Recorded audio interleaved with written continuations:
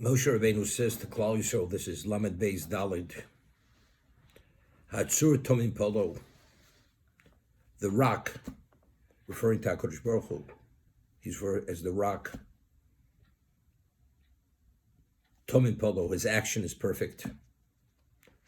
Gichol Drochav Mishpat, all his ways are justice. Kele Muna Vein Ovel, he's the faithful God.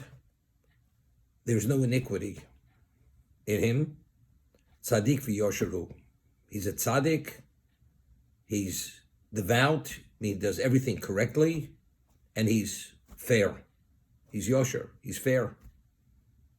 So Rashi over here explains, Hatzur Tomim Polo, Al Pishu Chosok, although he's strong, Kishemevi Poronos Al Ovri Ritzono, when he brings tragedy, punishment on those who transgress his word, Lo B'Shetev Humevi, he doesn't bring it in a deluge, meaning in an overwhelming way.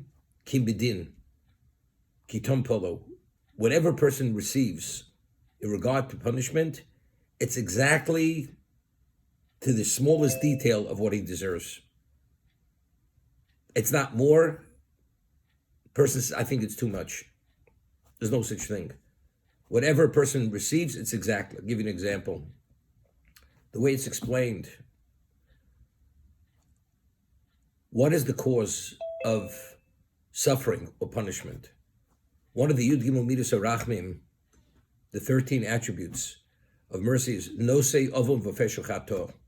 God carries, Nosei means he carries, Ovon V'Fesh Chato, the deliberate, the defiant, and the inadvertent sin. What does it mean he carries them? So he explains that nothing could exist unless Hashem sustains it. Whatever exists in existence, now, when a person sins, we mentioned this many times, Reb Chaim Volozhner mentions it, the Ramak, Ramoshe Kordviro in his work, Toma Dvora mentions it, the Chofetz Chaim mentions it, that when one sins, we create a negative energy, a negative power. It's referred to as Ruach Mesavo, a contaminated spirit. That is a result of sin. And that negative energy is what actually attaches itself to the person, and that's the cause of his suffering. Why? Because that energy has to be sustained. Who's going to sustain it? You've created it, you have to sustain it. God says, if you created it, this negative, impure spirit, God says, I didn't create it, you created it through your free choice. But if Hashem would allow that impurity, in the spiritual sense, to attach itself to a person's soul, the person would die. The person would not stand a chance to survive. And that's the ultimate Amidas Adin. That's the attribute of justice. That's the exactness of justice. But if that happens, there is no future. Man doesn't have a chance to do tshuva, to repent, or to continue living. So Midas Arachim says, Hashem says, I will sustain that. That negative spirit, which cannot exist only because I sustain everything, I will carry that negative spirit, whether it was created through deliberate transgression, through defiant transgression, or through inadvertent transgression. Whatever level it is, I will sustain it to give you a chance to do tshuva. Ultimately, if a person doesn't correct his record in this existence, in this world, ultimately that is the basis of Gehenna. The suffering in Gehenna, in the spiritual world, is what was not atoned for in this world. But in this world, Hashem holds it at bay, does not allow it to attach itself to the person, because if it would, the person actually would not be able to survive it. But factually, there is punishment. So when Hashem does allow a person to be punished in this world, he can dole it over a lifetime. He doesn't give it one dose, which a person deserves, but rather he gives it in smaller doses over a lifetime. And as a result of that, this is how we're able to deal with all these issues. But whatever he does, it's Tomim Polo. His action is perfect. As powerful as he is, and he can destroy us, and his power is unlimited, whatever we receive is exact to the smallest detail on a microscopic level, not more than we deserve, because whatever we experience is only due to what we created. This is the concept. The allegory is a person goes chas v'sholem and commits adultery, and he has a mamzer, a little illegitimate child, and he goes to the community, says, I want you to support my mamzer. And it's undeniable, this is his child because the child looks exactly like him. So the community says, you created the mamzer, you support your own mamzer. We're not going to support your illegitimate child. As they said, you made the mess, you clean up. But yet the Midas HaRachim says that even though we create the mess, we created this impurity, and we should deal with that impurity. Hashem says, no se ovod feshchato. The Midas HaRachim is God carries and sustains that impure spirit, which normally would consume us, to be able to give us a chance to do tshuva and to continue living our lives. So this is the idea. Hatzur Tom and Polo. It's exact. One of the Yud Gimel Ikrei Emunah is God rewards, is Gomel Chesed to Osei Ritzono. He rewards those who do his will, and he punishes those who violate his will. But the basis for the punishment is what we create ourselves. That is the basis. He allows the punishment to impact and take over our lives. This is Atzur Tomid Polo. I'll tell you in a moment, my Rashiv Zecharin Baruch always used to say from Rabbi Sol Salanter, how we explained the Pasuk. Keil Emunah. He's the faithful God. What is this? L'shalem l'tzadikim tzukosim lo mabo. God is faithful. He will pay the tzadikim, reward them in the world to come. V'avpi shema'acher es tagmulam. Although he's delaying their reward. Sofa lamed over. Ultimately, he will prove his word to be true. You have to bide your time. It's very interesting. A tzaddik, Hashem holds off the reward for the world to come. But you realize that itself is part of being a tzaddik. Because people will ask, the person's a tzaddik, he should be treated like a prince, not have any difficulty in his life due to all that he does. Yet Hashem delays the reward for two reasons. Firstly, he wants that reward to remain intact, that it shouldn't be utilized for anything which is not the ultimate. Secondly, the delay is, do you ask a question? Very often the person says, it doesn't make sense why he's having such a difficult time. Why is Hashem complicating the tzaddik's life? The tzaddik doesn't ask that question. Because the tzaddik has chosen to have that level of trust that despite his difficulty, he holds the road. He is able to deal with it.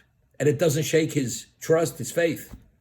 But that's part of adding to the reward of the tzaddik. There's no iniquity.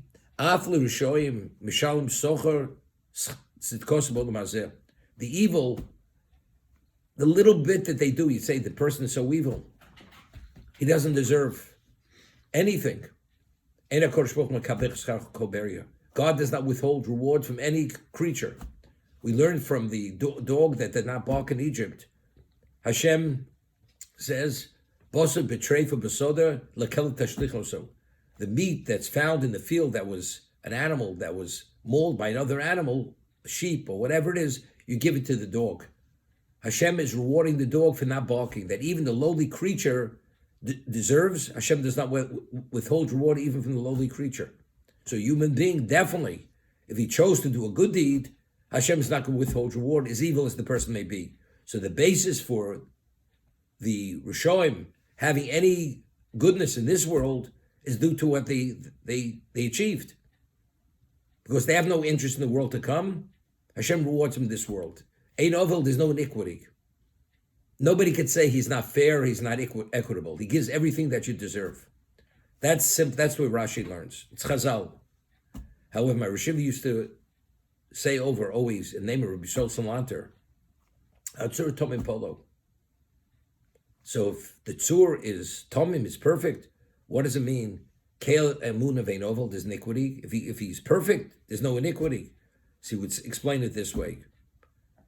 So with an allegory, A person commits a crime and the judge rules death penalty. This person who's going to be put to death, he employs hundreds of employees. He has a factory, and due to their employment, they earn a wage, they're able to support their families. This person has a family with children. The woman, the wife of this man, comes to the judge and he pleads for mercy. Why? She says to him, you realize if you put my husband to death, I will be a widow. My children will be orphans. Nobody's going to be there to be responsible for us. Who's going to support us? The employees of the factory, there are hundreds of families. If he's put to death, the factory shuts down. All these people are put out of work. They're not going to have a means of support. All the suffering that's going to take place due to his death is going to be not to be understood. Allow him to live. For that reason. So the judge says, I understand what you're saying, but factually there's justice. Justice demands he has to be put to death, regardless of the consequences to other people. So that's human justice. That cannot be taken into account. If the man deserves put to death, he's put to death. Divine justice is not that. Hashem's justice is, it's tomim. It's perfect, ain't oval, there's no equity. He says anybody who's affected negatively by any event, he's only affected to the degree, and he has some degree of suffering, it's because he deserves that level of suffering. Because if he did not deserve that degree of suffering, Hashem would have held the verdict in abeyance and dealt with it later. So if God forbid a man dies and these people are left unemployed and they have difficulties financially, if they did not deserve that difficulty, that their wages should be impacted negatively, the man wouldn't have died. The company wouldn't have gone south. It's only when that ruling was given that the person's company should go into bankruptcy and all these people should be out of work. If all those people did not deserve to be put out of work, the ruling would have been bankruptcy. Hashem would have done it differently because there's no inequity in his judgment. So whatever ramifications there are, those ramifications are taken into account in the original verdict. This is Rabbi Sol Salanter. So he would say, there's a Rameir Simcha writes, it says that Aaron's children, it mentions Aaron's children, it says they died as a result of what they had done on the 8th day of the inauguration of the Mishkan. It says, Ubonim lo hoyu lohem, and they had no children. Nadav and Avihu had no children. What is Torah telling us they had no children? So Rameir Simcha explains, because if they would have had children, they wouldn't have died. Hashem would have dealt with it differently. Because since he would have left these orphans, and that's what Torah is saying. The reason why they died at that moment, because the consequence was limited to themselves and to Aaron and his wife. But if they would have had children, which they needed their father to raise them, Hashem wouldn't have taken their lives. He would have imposed justice differently, that it should not affect his children negatively. So that things do happen and people are affected, they're only affected because they deserve to be affected in that context. That's Rabbi Shol Salanter.